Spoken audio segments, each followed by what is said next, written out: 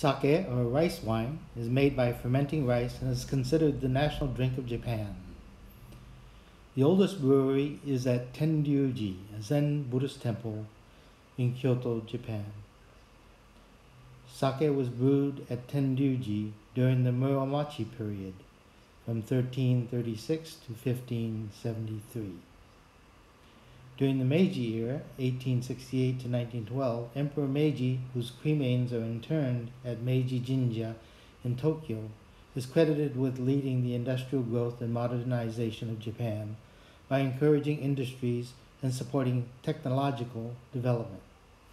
These sake barrels are offered every year to the enshrined deities by members of the Meiji Jinju Zenkoku Shuzo Kei Shinkai, or the Meiji Jingu Nationwide Sake Brewers Association. These offerings are made to show their deepest respect for Emperor Meiji and Empress Shoken.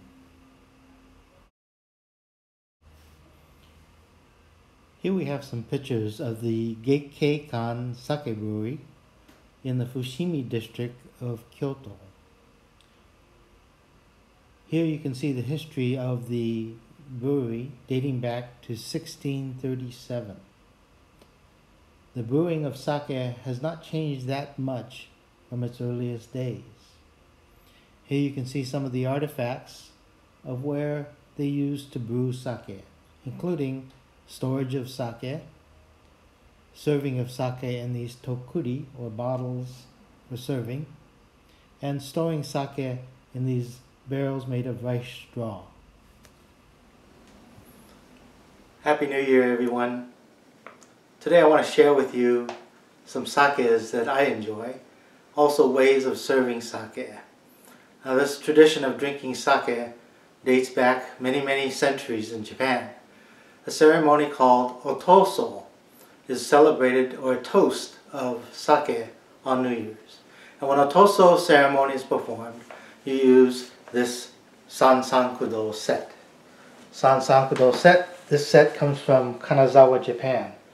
And the meaning of otoso varies, but some accounts say that the second character of the term otoso is the name of a demon who would terrorize villagers. The ceremony of otoso was then meant to drive away evil and give one a long life. Historically, the otoso ceremony was a sake that was medicinal and was thought to give one good health and longevity. So when families gather together on New Year's, they use this Sansankudo set to drink sake. Traditionally, the youngest will drink from the first cup, and then the oldest from the large or third cup, as it should be. Sake can be served in many different ways.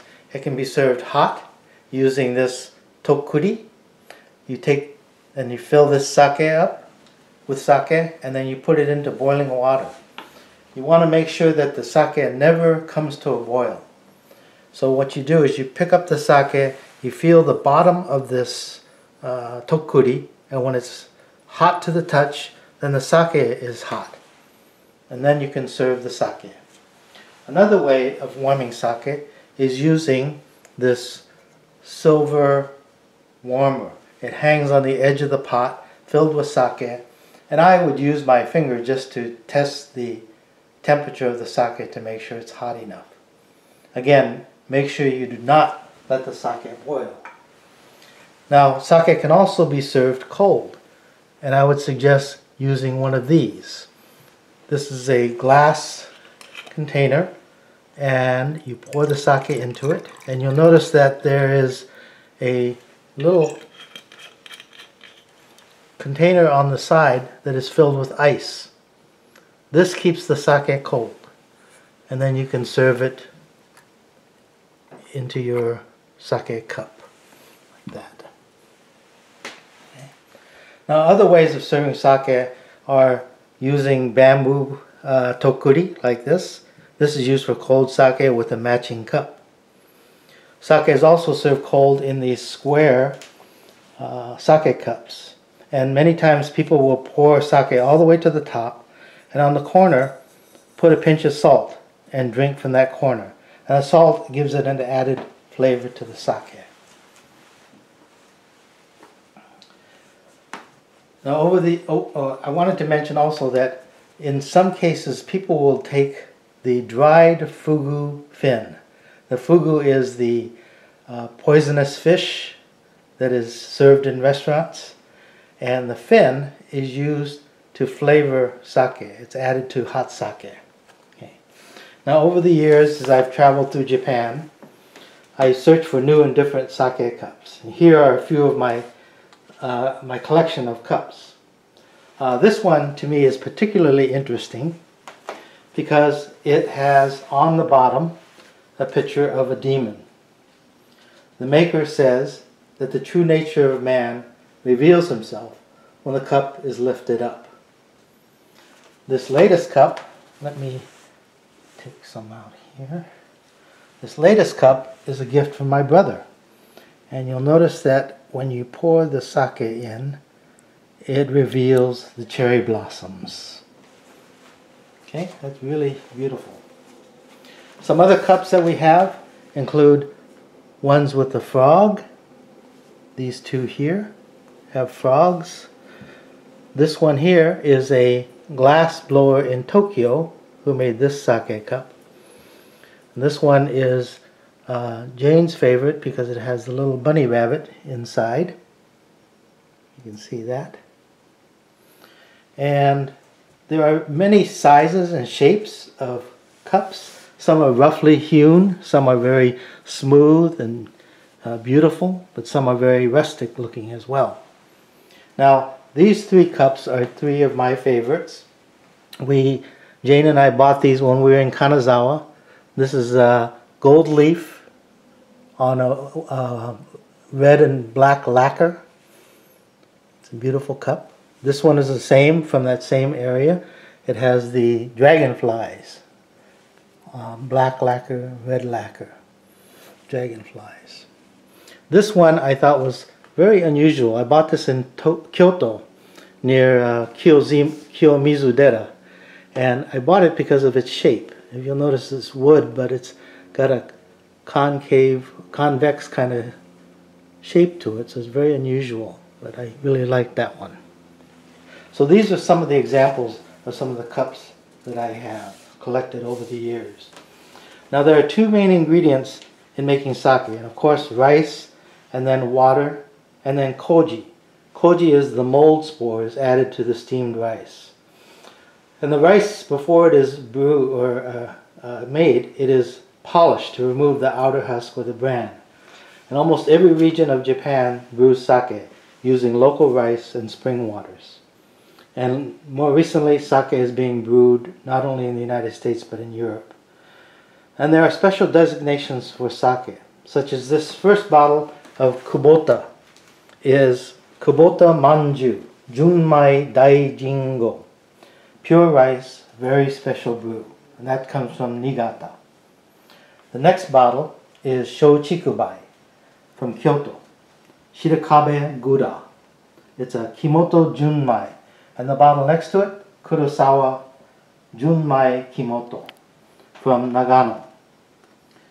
And Junmai means pure rice, but the Kimoto designation is a sake that's made using a yeast starter, made in a very labor-intensive way in which the rice, the koji, and water are mashed into a puree for hours, using exhausting techniques that involve mixing hard and mushing up the steamed rice grains with long poles. This helps lactic acid bacteria proliferate naturally and faster, preparing the environment for the yeast cells. It also takes more time, a month or so, rather than the 2 weeks needed for more common methods. More practically, Kimoto methods lead to sake that is fuller, more complex, richer, and a little bit gamier taste as well.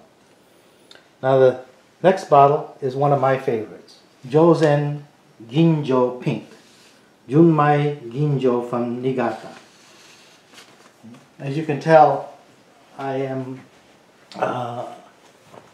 favor the Niigata sakes. They are usually drier sakes, and there are many types of sake, and individual tastes vary.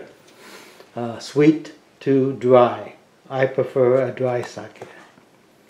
Now, In the wintertime, Nigori sake is produced using a larger mesh to filter the sake, resulting in a cloudy sediment in the sake.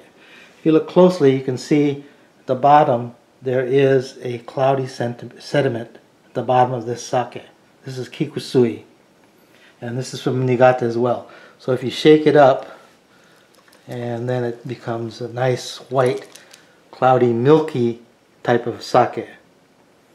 And some people don't care for the sweetness of Nigori, but if you take a little bit of lemon and add it to the sake, it gives it a really nice flavor. So sake, like wine, comes in many flavors, both sweet and dry. Also flavors vary from region to region in Japan. So as you gather for New Year's, you can enjoy sake, toast with your family, and enjoy this Otoso Kanpai sake. Okay? Happy New Year, everyone. Kanpai.